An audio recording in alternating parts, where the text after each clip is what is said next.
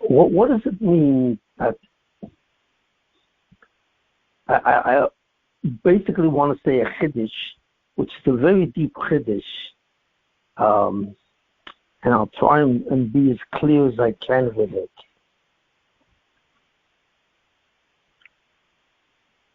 The question is, what is the problem again with Nam Sufa? What exactly is Nam Sufa? And so on. So what we said was a very powerful thing. Nam Sufa is that fundamentally the Zulosoi has the ability, which it was given to it by God. God gave the Zulosoi a certain gift. And the gift that God gave to the Zulosoi is to make the Zulosoi similar to God. In other words, fundamentally, what God did was that He formed the Zulosoi to some extent by creating an image of Himself. And this is hard to understand. What does it mean, an image of Himself? What is an image of God that He wants to instill in the Zulosoi? Because that's fundamentally what the Zulosoi really is. God wanted to create the concept of an image. It's as if God was looking into a mirror, or actually creating a mirror. How does a person create an image of himself? He stands in front of a mirror, and suddenly an image appears. So the image is created by the person looking in the mirror. So in a certain similar way, God actually had to create a mirror where he can view himself, and suddenly an image appeared. So that's really what the Zulosoi is. So when it says Chelik Elekami Mal, it's really referring to the fact that the Zulosoi, if anything, is as if God was looking in a mirror and seeing His own image. But of course, this is a metaphor. This is a metaphor of what God did.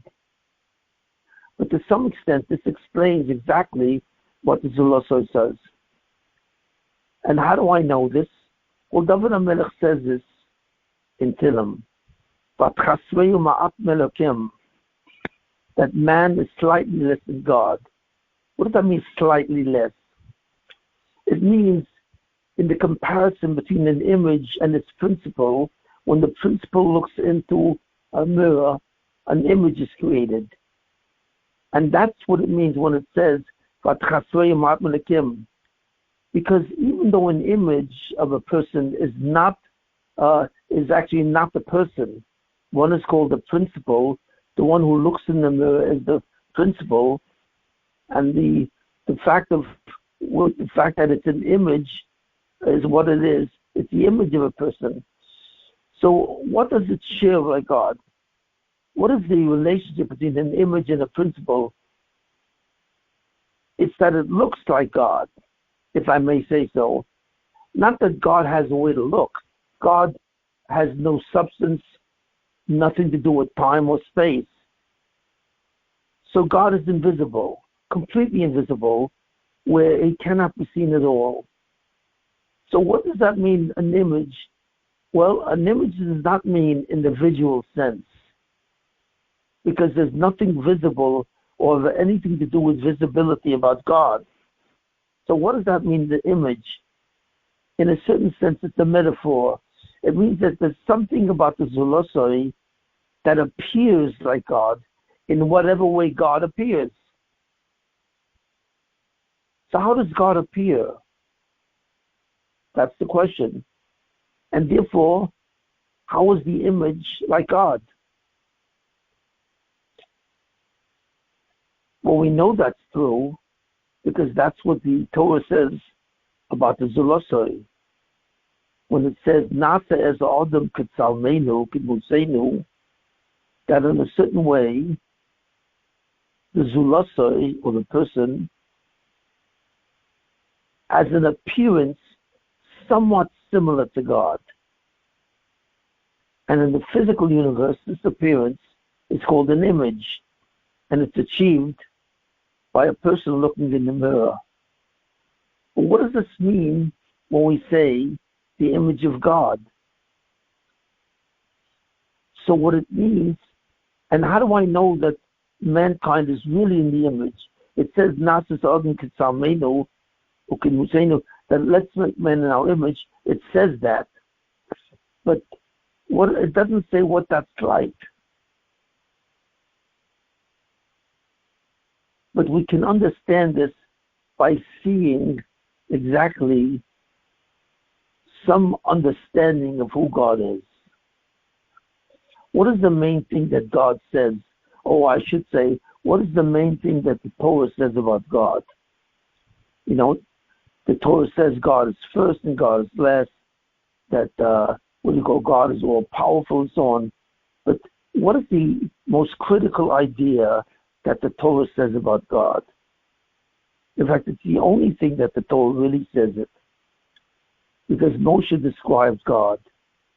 And that statement is, Ein od milvado, there's nothing else. And what does it mean that there's nothing else? Even though there is nothing else but God, God existed alone, by himself, alone. So that means that there's nothing but God. But the meaning of that statement is much deeper than God is alone. God is not only alone, but he exists in the state of being alone. Nothing can exist like him or with him. So it's not the fact that there was no one else but God, and therefore God is alone. Because, for example, if you're on an island alone, and there's nobody on that island, we would say that God, the person exists alone on the island. But the fact that the person exists on the island means that it could have been possible that there would be someone to exist on the island besides him. But the fact is that there is no one that exists on the island at all. So therefore, it's possible, but it doesn't exist. Is that what we mean by the fact that God is alone? That God happens to exist all alone on the island without anyone? No. Because what that means when we say God is alone, it means that there cannot be anyone who exists with God. Not that there isn't anyone who exists besides God. There cannot be anyone who exists besides God. But what does that actually mean?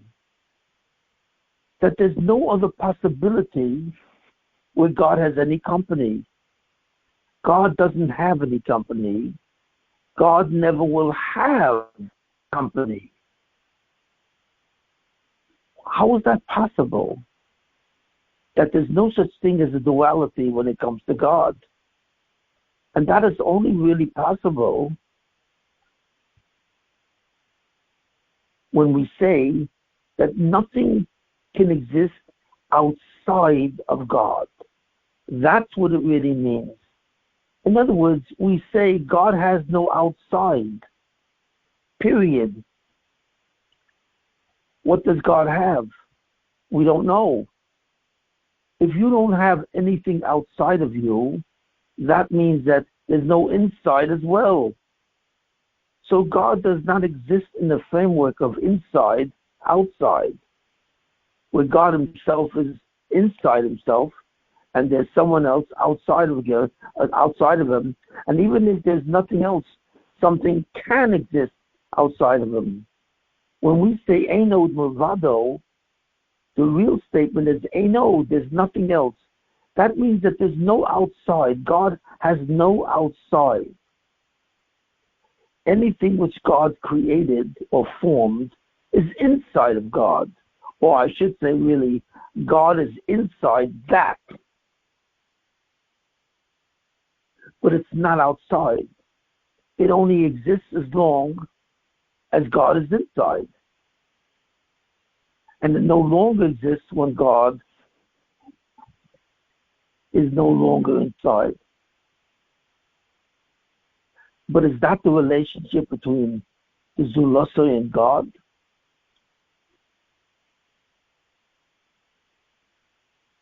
That the Zulosoi does only exist at all when God is the foundation of the Zulosoi. Well, that's the truth of it. But that's a slight exception. You see, there's one thing that the Torah says about the Zulosoi that tells me that the Zulosoi is so great that we really cannot conceive of what it is. What is the factor that the Zulosoi possesses that seems to be impossible? And it really is. It's so impossible that we cannot even conceive of it. And what is that possibility? Well, that the Zulosoi has free will. Free will is impossible. What does that mean? Why? Because free will means free from who? What does that mean to say that the Zulosoi is free?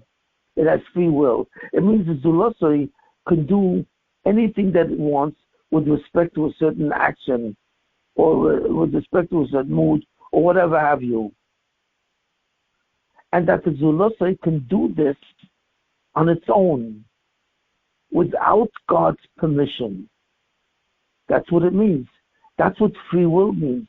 It means that the will of the Zulosoi is completely independent of the consent of God. Well, we say to ourselves, is that possible? Is there anything about the Zulosoi which is free of God? Well, it would seem to be. Because God says to us, Ubochalto b'chayim. And the word ubochalto means you can choose. And it does not mean that you can choose what God wants. It's not talking about that kind of choice. But you can choose what you want. You alone, outside of God. So the concept of free will tells us in a certain way, which is inexplicable, that the Zulosoi, in a certain context, no matter how small that is outside of God. That's what free will means. That in the aspect where the Zulosoi can actually choose something, whatever that is, it's outside of God. Because it can do so without God's consent or discontent. Can we understand what that is? Isn't that a contradiction to what? Isn't that a contradiction to the statement of Einoid Movadoi? Einoid Movadoi means that there's nothing else but God. There's not even an outside. So how could the Zulosoi possess the power of free will? That's something which we cannot understand. We can only understand what that means in truth in Olam Haba, when we understand truly what a Zulosoi is. But I'd like to talk about that. And I'd like to talk about when does a Zulosoi receive that gift of to some extent being outside of God. When did that happen? And the implication is, according to the Ramchal, according to many people, that God created free will. But that's not so. God didn't create free will, because creation means to come from nothing, something from nothing. And God did not create free will from nothing.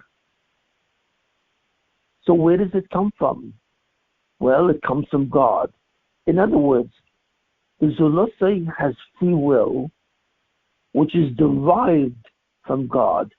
Now, to be derived is different than to be created. To be derived means something comes from something. To be created means something comes from nothing. And free will is something which actually comes from God. That's right. How does God make that?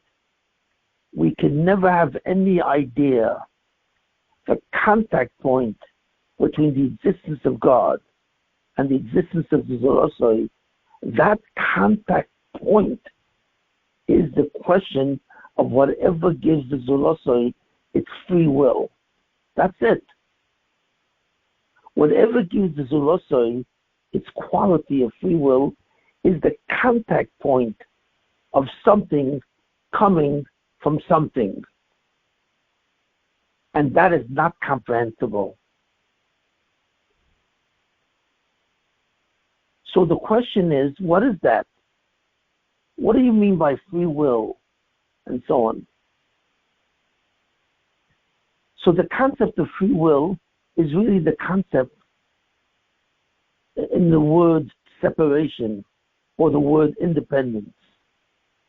What does it mean that something is independent from something else? It means that that which is independent from something else has no need from that something. So if the Zulosoi is independent of God, it means technically that the Zulosoi does not need anything from God. It does not even need its existence.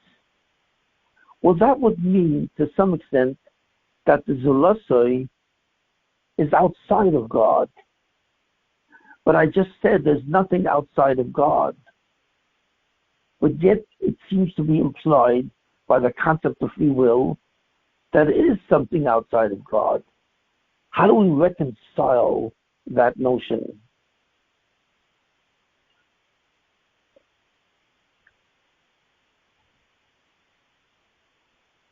So the way that we reconcile that notion is we say that the Zulosoi knows God exists, but it knows God exists outside of it.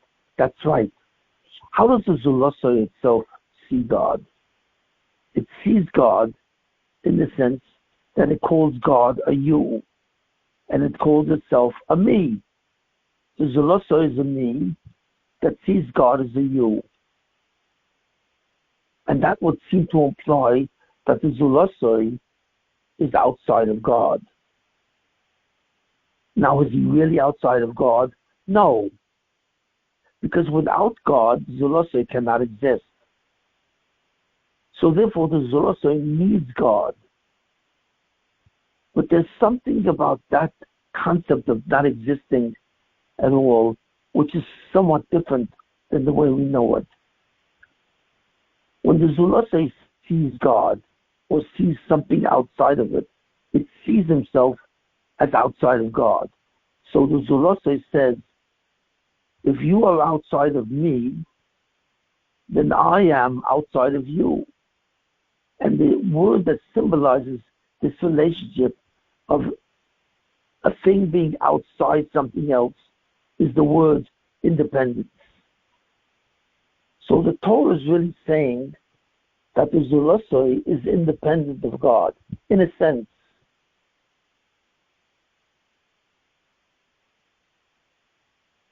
And this is an astonishing fact. Yet we know that the Zulosoi is not outside of God. So the question is, what gives? So then the Zulosoi is encumbered by two possibilities in the way it knows God. It either sees God as a you, as an entity which is outside of it, or it sees God as its foundation, which means that God is an entity inside the Zulosoi. In other words, it sees sees the reality of God and it sees the perception of God. And these two are somewhat different. The reality of God is that God is not outside of the Zulosoi. God is the foundation of the Zulosoi. The Zulosoi comes from God. The Zulosoi is derived from God. But how does the Zulosoi see God in the way that he knows God? The Zulosoi knows God as if it was outside, because it refers to God as Baruch Atah, blessed are you. God is a you. So what's the truth? Well, the truth is that the God is inside the Zulosoi. He is the foundation of the Zulosoi, and the Zulosoi comes from God. But at the same time, the perception of God by the Zulosoi is as if God was a you. So therefore, the perception is different than the reality of God. And what does he have free will? What does it mean he has free will? Does he mean he doesn't need God? No, he needs God. So what does it mean he has free will? Because since the Zulosoi represents the contradiction,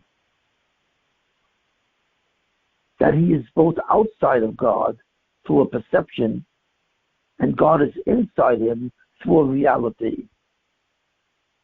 He's confused because he has a dual perception of God.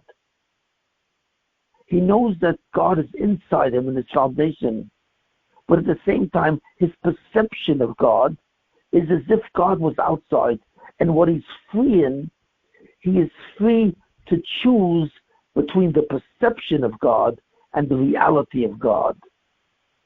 He is not free to determine if God is in him or outside of him. No, he's not. God is definitely the foundation of the Zulosoi, that the Zulosoi comes from God. But since the perception of the Zulosoi is that God is outside of him, he therefore has a dual perception of God, and that he is free to make the choice of what the reality is.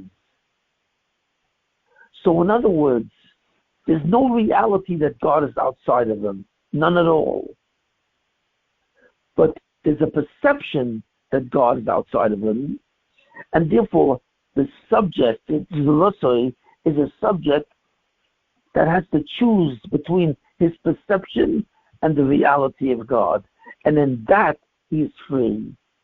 So he's not free in terms of the reality, but he is free to choose whether his perception is correct, that God is outside of him or not. So therefore, the only thing he's free is a choice. He's free to make the choice by himself. He's free to make the choice without God. So in that sense, the Zulosoi is outside of God, in the sense that he's free to make the choice of which is true on his own. So what does he possess that gives him the ability? Even the fact that you can make a choice between where God is by yourself means that there must be something about the Zulosoi that has that freedom. And I call that thing that allows the Zulosoi to literally make that choice, I call that the itself. The itself is how the Zulosoi knows itself. It knows that it is by itself. The itself of the Zulosoi is a quality that belongs to the Zulosoi. And that's why it's free to make a choice. So as regards the choice, the Zulosoi is to some extent, in some way, which we cannot comprehend, as if he's outside of God. That's the best that we can do. That's the best way we can understand it. in Olam Hazeh, in this world. Perhaps we will get a better understanding of what the itself is, because that means the itself is independent of God, even though the reality that is completely dependent of God. So what is the itself? It's the Zulasai knowing himself. The Zulasai knows that he exists by himself. How? By the itself. The itself of the Zulasai is that element of the Zulasai that knows that it exists. Normally something which exists, an entity which exists on its own. It exists as part of reality. But the Zulasai does not exist simply as part of a reality. The Zulasai exists to a factor called the itself. That it itself knows that it is. It itself has the knowledge that it exists. And there's no thing that God ever made in the world, nothing, that possesses that ability to know that you exist as you exist. And that ability is called self-awareness. You see, you have to understand what self-awareness. Self-awareness is the awareness, the consciousness that you are. And where is that consciousness? That consciousness is part of the itself.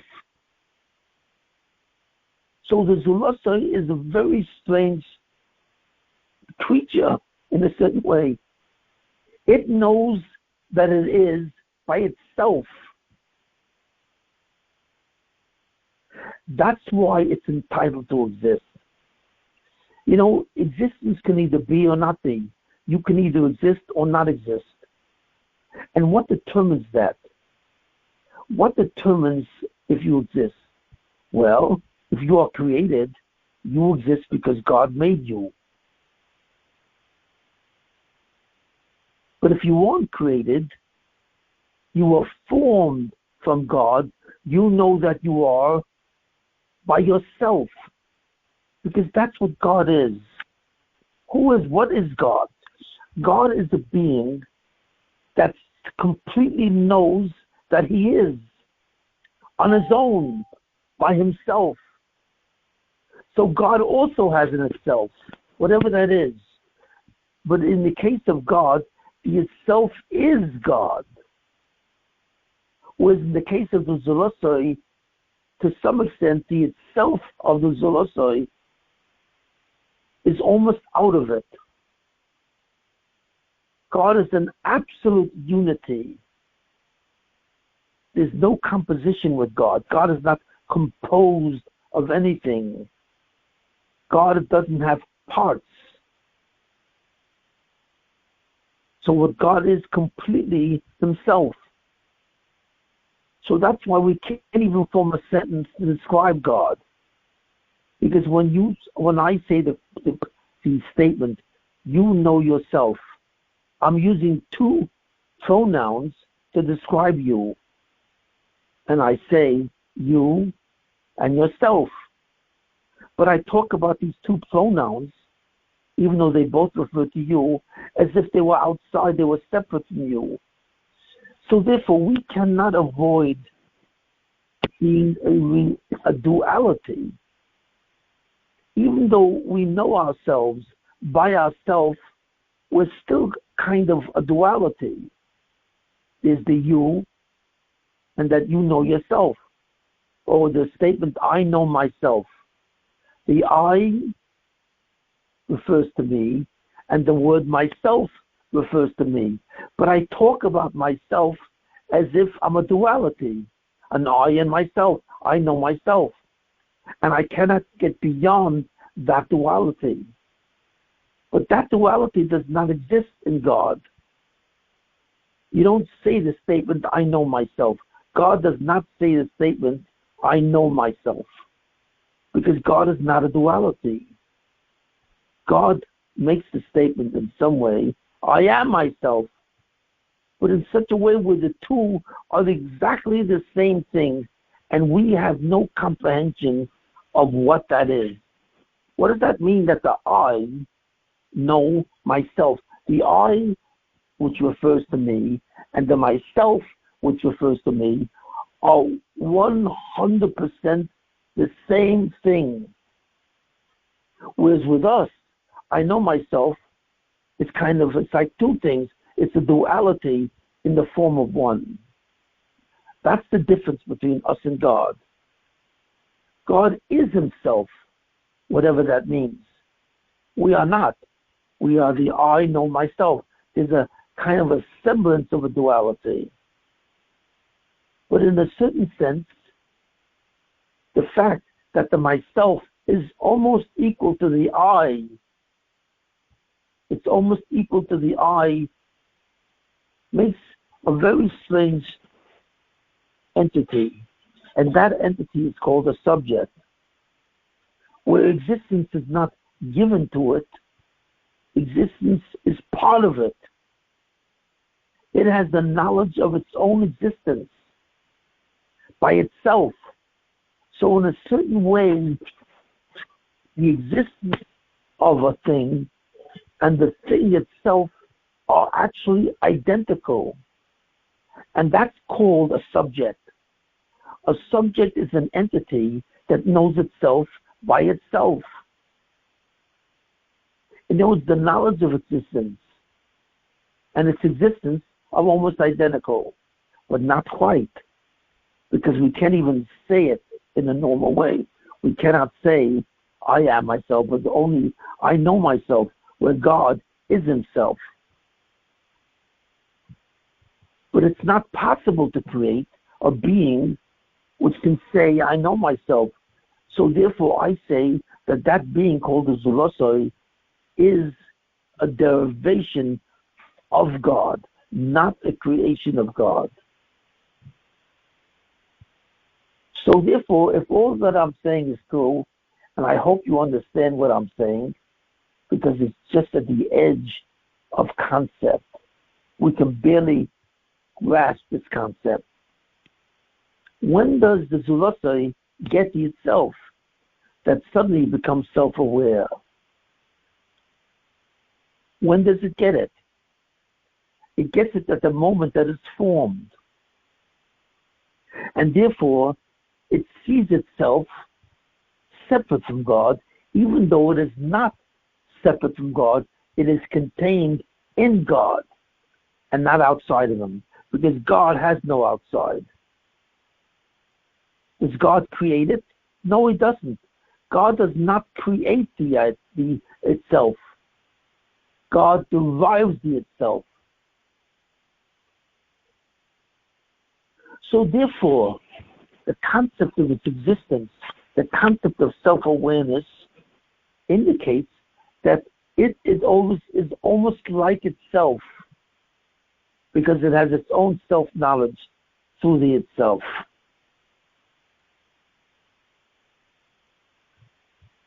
So what we see very carefully is God never created the Zulosoi. He formed it. He derived it. And that's why it says, Yotzer Or Uboreh Choshech, that God formed the light that created darkness, because darkness really is created by God and light comes from God.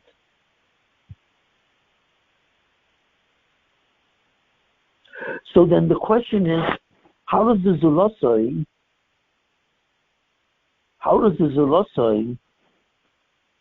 have free will? The entity of the Zulosoi is an act of free will. His knowledge of himself is so distinct that he is almost himself.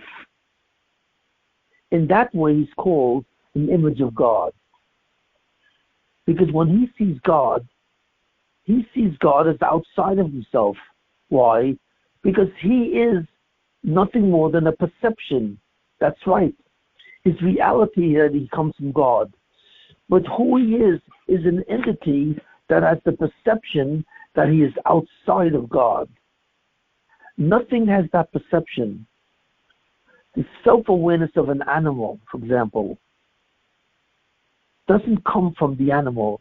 The animal does not have a self that would have a sense of self-awareness. The self-awareness from an animal is part of its reality. As a piece of reality, it's connected to a network of many entities, and it has a sense of awareness from its reality. But the Zulosai does not have a sense of self from reality. It has a sense of itself from that which is outside of reality, and that is the itself. Now I realize that I'm kind of twisting in the air, but I just hope that you understand what I mean by the itself. The itself is almost synonymous with the Zulosai, and therefore it sees itself out. So for God to remove the ability of the Zulosai knowing itself, he would have to annihilate the Zulosai. Because the Zulosai is nothing more than an entity that knows itself by itself. That's the definition of the Zulosai. And it's only by annihilating it does it realize that. So since the knowledge of itself, which is its existence, is itself, it's very difficult to remove this knowledge of itself. You'd have to remove the existence of the Zulosai itself. So, in other words, you can take away a certain property of the Zulosai. Let's say you say the Zulosai has a certain strength. You can remove the strength of the Zulosai, or weaken it, or strengthen it, but you cannot remove the knowledge of itself without removing the Zulosai, because it is synonymous with the knowledge of itself. It carries its own existence. It knows itself, therefore it obtains or contains its own existence on its own. So that's how a Zulosai is different from everything else that God made. Everything that God made is part of reality. The only exception to this is the Zulosai. Well, the Zulosai is not part of reality, something outside of it. It is its own reality. And it's very hard to understand exactly what I'm saying. That's why it had to be derived from the reality of God. That's why the Zulosai sees God as outside of it.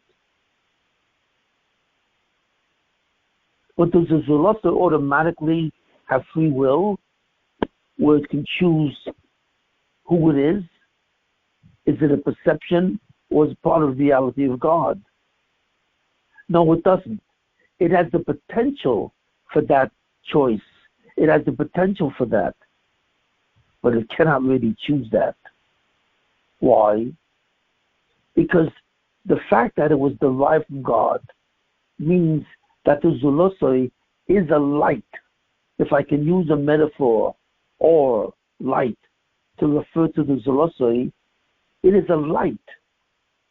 It is the energy of its own knowledge, and therefore it is a subject. It is not an object. The Zulosai is the energy of itself. Now, what do I mean by that? I don't know. I can describe it, but I really don't understand it. And I don't know if it's comprehensible. I don't know if this concept of what it is comprehensible. I don't know the fact that the Zulosai is a subject is comprehensible. Because it is the energy of itself. That's why it sees itself as outside of everything. And that's called centrality. When you possess the knowledge of your existence because you are part of reality, then your knowledge is given to you. But when you possess the knowledge of yourself, because that is what you are, that is called a subject. And therefore, only subjects have true existence. Only subjects exist on their own. And that's the Zulosai. It exists by itself, for itself, through itself. Its existence is itself. And that's called self-awareness. This is a very profound idea. And it's this fact, this property, I should say, which makes the Zulosai the image of God. Because it's the only thing which has a knowledge of itself by itself, through the itself, which is similar to God. Except God is not a duality in that. The Zulosai is. But the Zulosai is closer to itself, it's closer to God than it is than anything that was ever made. Because nothing knows itself like an object. Let's say a star, the sun. Does the sun know that it is? No. But the sun is.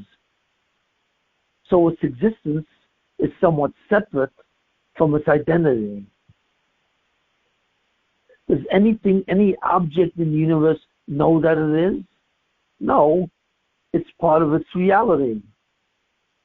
It exists within a network called reality, which contains all entities that exist. But this knowledge does not come from the inner being, it's given to it. But the Zulosai, this knowledge comes from itself. That's why the Zulosai is an absolute miracle. And from that miracle of what it is, that it knows itself by itself, from that miracle comes its free will. So free will is an intrinsic property of the Zulosai. But it's not always operational. When the Zulosai is composed of itself, it's a light. And it knows that it is part of God. When the Zulosai is a light, it knows that it is part of God, even though it sees itself as outside of God. And that's called centrality. You possess centrality when you see yourself outside of God, you see yourself outside of reality. Then you are said to be a center, the center of existence. When you know that you are outside of existence, in a sense, because you are the existence itself, you are outside of reality. And that's called centrality. And since the subject has the gift of centrality, it sees everything as outside of it as a perception, even though that's not its reality from God. But is it always operational? That it always sees itself, or rather, it has the choice of seeing itself or not? Does it always have the choice of what? Of seeing that it is by itself, or knowing that it was formed from something else? No, it doesn't. Because suddenly, when the insight of being itself comes to the Zulosai, it knows that it comes from God automatically. Because God is the foundation, it's the home of the Zulosai. So what God has to do, he has to activate free will. He doesn't have to give it free will, because that is its being. The being of the Zulosai is the ability to be free. Because that's its definition. That's the definition of its identity. But it can't act on it. In other words, free will is not operational, even though it's always existential. It's existential. So the question is, how does it become operational? How does God suddenly give the Zulosai the ability to choose what it is and where it comes from? So therefore, God has to trigger free will, not give it free will, because potentially it always has free will because it knows itself by itself. But God has to give it the possibility of choice from the itself of the Zulosoi. And how does God do this? Well, God does this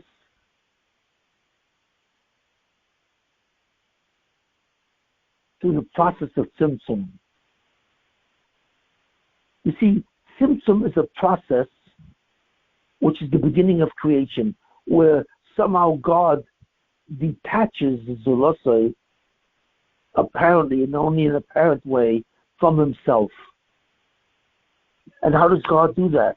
How does God detach his being from the being of the Zulosoi as an apparent reality? Not a real reality, as an apparent reality, because there is nothing outside of God. How does God do that? The way God does that is by creating a multiplicity. When God creates the concept of more than one entity, 2 entities, 3 entities, when God creates the possibility of a multiplicity, he then creates the possibility of choshech. Because in reality, there is no such thing as multiplicity. There is only God. And with God, there is no outside. So there's no possibility of an outside. So multiplicity has to be created. The possibility of multiplicity has to be created. And how do you create it? You have to create it because multiplicity is a choshech that doesn't really exist, but it seems to exist. But when God creates the possibility of multiplicity, suddenly the Zulosoi, the self of the Zulosoi, actually considers the possibility that it is part of the multiplicity. So God has to trigger the ability for the Zulosoi to believe that it's outside of God. It cannot create. God does not create the actuality of being outside God, because the Zulosoi is not outside of God.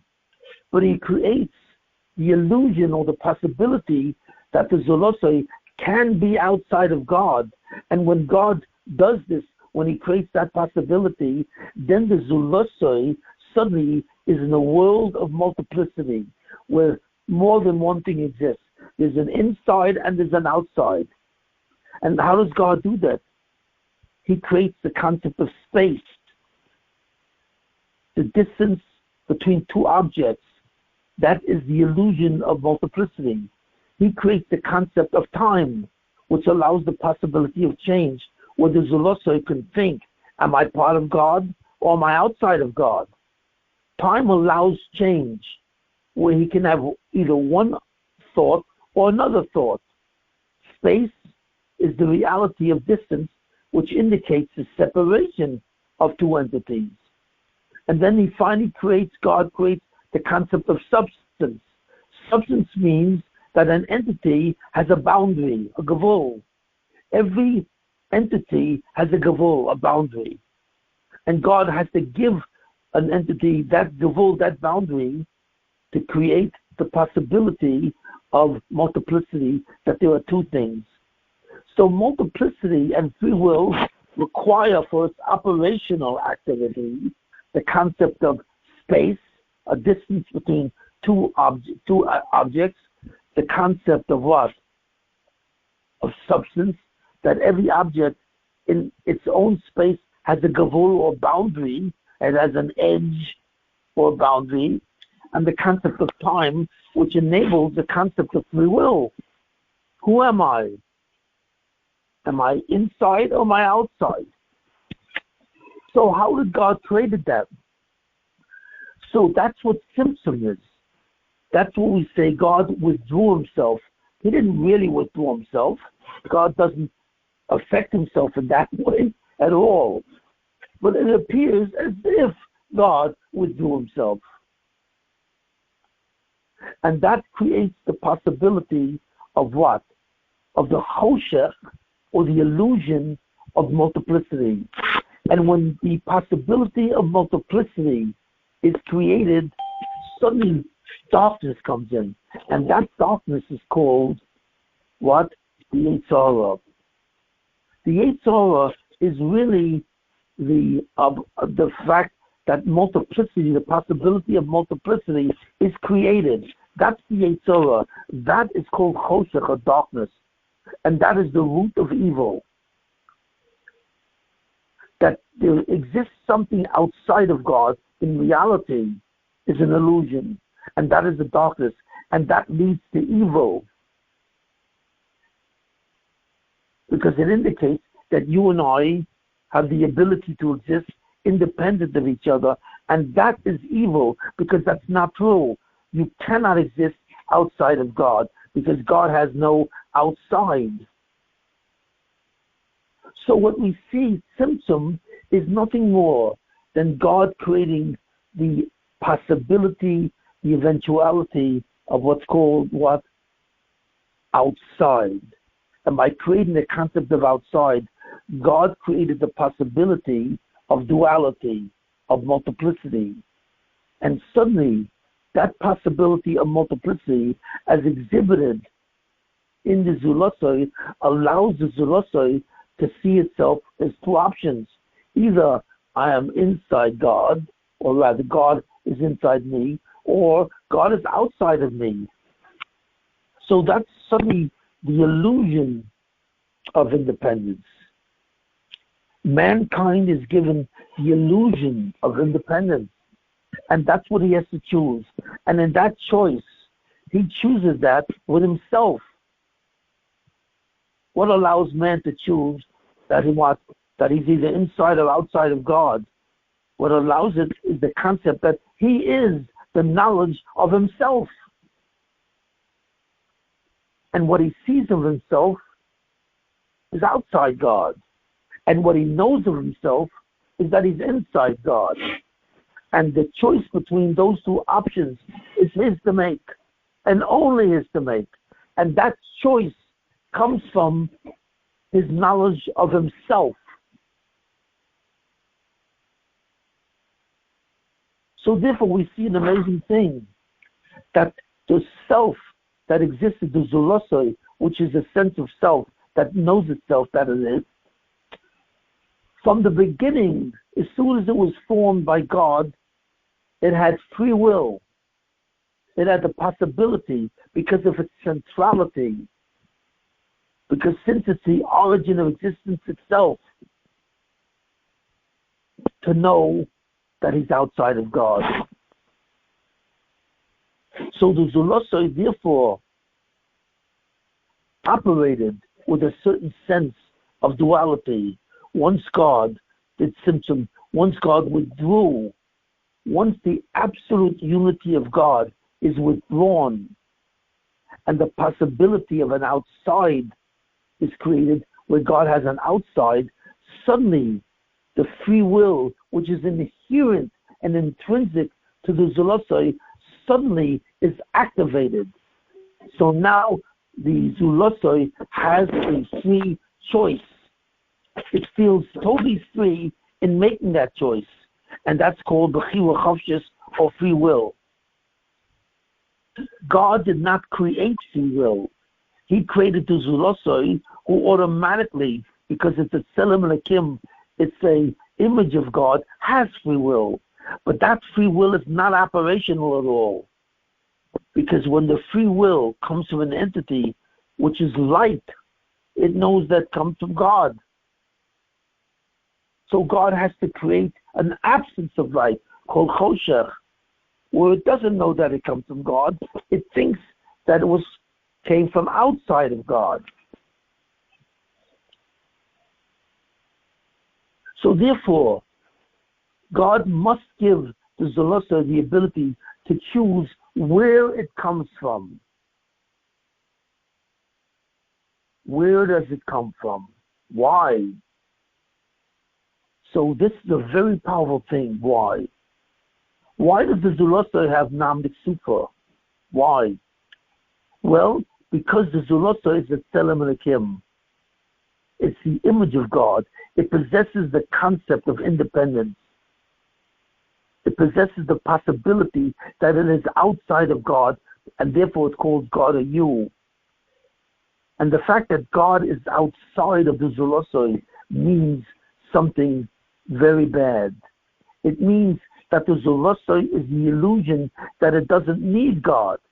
It does not know that it comes from God, so therefore it does not know that it needs God, or else it cannot exist. So therefore the Zulasa thinks that it can exist outside of God because God is a you, and that is its essence. In other words, the fact that God made such a great being called the Zulasa, which is a Tzelem Elokim, an image of God, actually creates the possibility where the Zulasa will reject God. Right? It thinks that it can survive God. It thinks that it can be outside of God because it sees God as an outside. So it actually thinks it can do it. And that's called the Yetzirah, that's Rochosech. So in a certain way, another way to say this whole thing is, when God created the Zulasa, He created the one thing that's almost impossible. What's the one thing that God cannot do? Literally cannot do. God cannot make another God. He can't. Because this other God will be formed from the first one. And once he's formed from another God, from something outside of itself, it no longer is God. But the one being that God created, which was almost a God, was the Zulasa, man.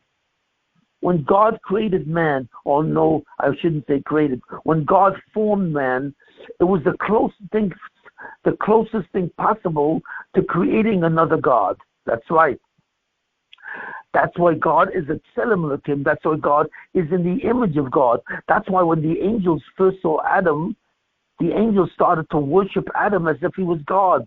Why? Because it saw that he had the perception that he was outside of God by himself.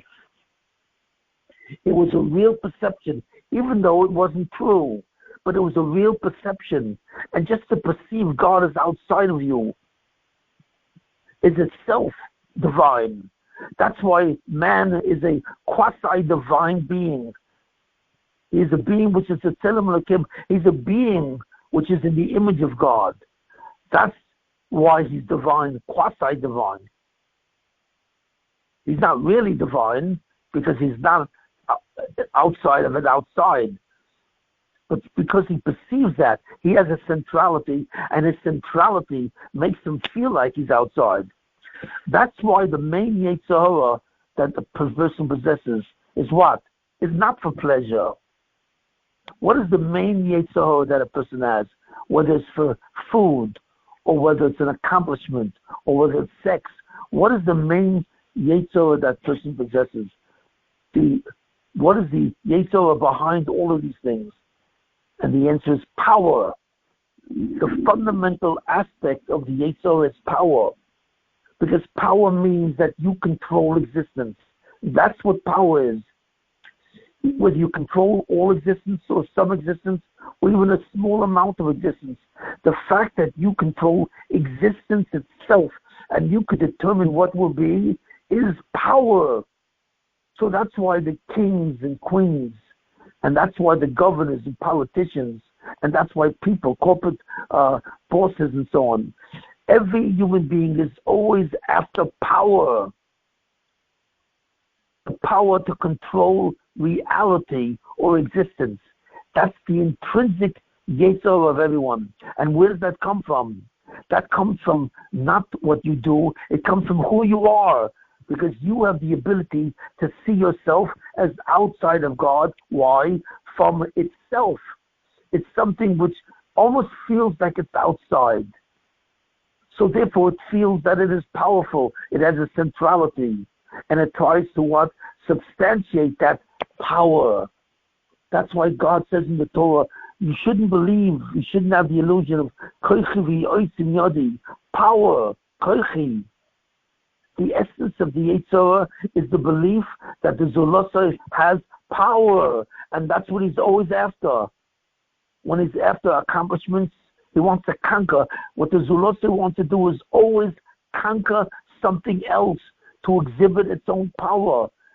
It either conquers it by being better than someone else, being the boss of someone else, or killing someone else. It's always demonstrating his power. Every aspect of his life is a demonstration of potential power. Why? Because it sees itself by itself, it therefore feels it is central to existence and should have power. So that becomes the main Yetzer Hara. So we understand exactly why God has to create the Zulosai and has to tell the Zulosai to get rid of that. You have to get rid of your desire for power. Why? Because ultimately you have no power. You have no power because I am power, God says. I'm not God, I am power itself. And you don't possess it. You simply use it. I allow you to use me to think that you have power, and that's it. You can't even lift your hand because you don't control the movement of your body. The only thing you control is your own self-awareness, nothing else. You can't move your arm because you don't know the millions and millions of muscle cells which are in your arm, which have to coincide in their contraction. They all have to contract together for you to lift your arms. And who do you think does that? You don't do this by yourself. I do it for you. So if I didn't allow you to act in a way, if I don't contract your muscles, you can't move. You are stationary. You cannot make one motion by yourself because you do not control your body. Your body controls itself or comes from the fact that I control it. You don't understand it, then you have the illusion that you have power. You have nothing. But God says the one thing that your desire for power gives you, that desire for power will cause you to reject me in Olam Haba. I've created Olam Haba, which is a situation where you'll be completely attached to me and love me because I am your inner source. So therefore you will love me. But having felt the need for your power because you think that you deserve power because you are central to existence, you will reject Olam Haba. So therefore I will have created you for nothing by creating something which is almost like me, which is in my image. I have created something that does not want me because it has the illusion, the perception that it's outside of me. It will reject what I want to give it. So therefore, you have to get rid of it by yourself. You have to be the cause of the action of not believing that you're alone, that you can do anything you want. You can't. But you have to get rid of it yourself because the desire, the impulse to believe in yourself as powerful or as capable of power comes from you yourself. It does not come from me. And since it comes from you yourself, and you have free will because now your free will is operational because you live in a world of multiplicity, you have to be your own cause and you have to get rid of yourself. And that's the reason why God put you on the physical universe. The physical universe is a world which sponsors the illusion of multiplicity. You think that there's more than one entity. You think that God has an outside. And therefore, you are always searching for your power. And with that search, you're trying to know who you are. Are you part of me? Or you're outside of me? But since you're always looking for that power, and you believe that you're outside of me is a perception, you will reject my ability and my desire to give you a coexistence with me, where you assume automatically that you are part of me. So along with your formation, at the same time, you have to fix yourself. I'm sorry. This is a great struggle, and you will suffer when you don't, because I have to indicate to you that you're not in power. So therefore, I have to introduce a new concept where I have to introduce actions of overpowering you. Every time you fail, And every time you get sick, or you don't have money, or you fail in some activity, like your marriage, or children, anything, any time that you fail, you suddenly realize that you are not powerful. It is me who's doing everything. And that's the only way to correct yourself when you sin. Because when you sin, you're declaring that you have power. And that you don't need my power. And that declaration is the worst thing that you can do, because it will separate you and I, where you cannot coexist with me. And I want you to coexist with me, because when you coexist with me, you will be in a state of ecstasy. You will be part and parcel of who I am. And I love you very much, and I want you to enjoy that ecstasy. And that ecstasy is suddenly you will realize that you are an entity, but you are an entity that comes from my entity. And that will be the greatest joy that you will ever possess. So therefore, you have to fix your own nam sufa. You have to fix your own illusion of power, your own illusion of separation, your own illusion of being an outside. You must do it. And when you do it, you will be worthy to coexist with me eternally, beyond time, beyond space, beyond substance. So what you really are, you are a being of no substance, no space, and no time. That's your truth. So in that case, in that truth, you will be somewhat like me, and you will relate only to me. I've created everything in this universe to deceive you in making you feel like you have power. But I have only done that so that you do not reject me.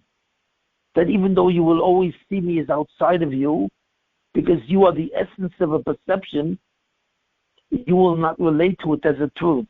You will only relate to the fact that I have no outside, and you are part of me. And when you relate to that, you will be truly quasi-divine, like a divine being. So that's the reason why you have to do the most important thing of all. In order for you to be worthy of coexisting with me in eternity, you have to be worthy of the truth that you are part of me. You are not outside of me. And only you can determine that truth. So it's not about you earning something. I don't need you to earn anything, because I do everything in any way. So I don't need you to fix anything just because you have to feel good about yourself. That's not what this is about. You have to consider yourself as part of me so that you will not reject me. And you will accept your state of being, that you are eternal. Otherwise, you will reject it, believing that you are outside of me. And I am sorry, and I apologize for this. In a certain sense, God therefore apologizes. How does God apologize? Because he acts mercifully. In other words, God wants you to do something by the attribute of justice. You have to remove this flaw that you are something outside of me. And therefore, if you don't do it, you don't deserve, or you cannot live with me forever. You will reject me. But what happens if you sin and you think that you are powerful and you can reject me? So then I have to annihilate you, because I can't live with you in eternity. But I will not annihilate you, because I am partly responsible for this, because I allowed this to happen. And I gave you this problem in making you. Therefore, I will be merciful. So every time you think that suddenly you are powerful, I will show you that you are not powerful. I will overpower you. The word overpower is the essence of mercy. By overpowering you, it teaches you that you are not outside of me, but rather I am inside of you. And that is the attribute of mercy, overpowerment. And why will I do that? Because I am partly responsible for this state of affairs. I am partly responsible for producing you in my image. It's only because you're in my image that you think this is true. So therefore, I have to take a certain amount of responsibility for this. And that's why I bring a korban chatas, I bring a sin offering on Rosh Chodesh. And that's what it says. God brings a sin offering, in a certain sense, from himself, because he's partly responsible for creating you, which put you in this condition that makes you want to reject him. So he has to take accountability for it as well. So he does this by being merciful, by allowing you to exist even though you sin. So this is the name of the game. This is what it's all about. This is truly why God insists that you fix yourself in this problem. That even though you will have a perception of me as outside of you, and therefore you are outside of me, you will not have this as a reality. Because the reality is that I am inside of you. I have no outside. I am the absolute power of everything that is. So I wish you luck. And when the Geula comes, when the redemption comes, mankind will suddenly truly understand that God is the only power. God is power. God doesn't possess it. His essence is power because his essence is existence or manifestation. God must be manifest. And it's only when I realize that I can go to eternity to exist, to coexist with God without time, without space, and without substance. Okay, that's it. Yes, go. Do you understand this? I'm not sure that did you understand what I was saying? This is not easy. It'll take a little review, but you have to listen to this year over and over again, and then you will grasp to some extent what I said. Shimon. Yeah. Hi. One question Hi. I have is the kapara that God brings. Chazal say he brings it because he reduced the Yereach, not because he created the moon. He just made the moon dimmer. He should bring the kapara for the actual creation of the moon, not for the reduction of the moon. But the mess was created from the creation itself. That's true, but from the creation itself, mankind would not have the need for power. Don't forget, when it was formed, when the Zulasa was formed, it even though it had free will, the free will was not operational. It only became operational when God was with Tzimtzum himself and introduced the concept of time, space, and substance. Then when it became operational, that's when you had the problem of Namdik Sufa. So therefore, when he created the Zulasa, there was no problem of Namdik Sufa.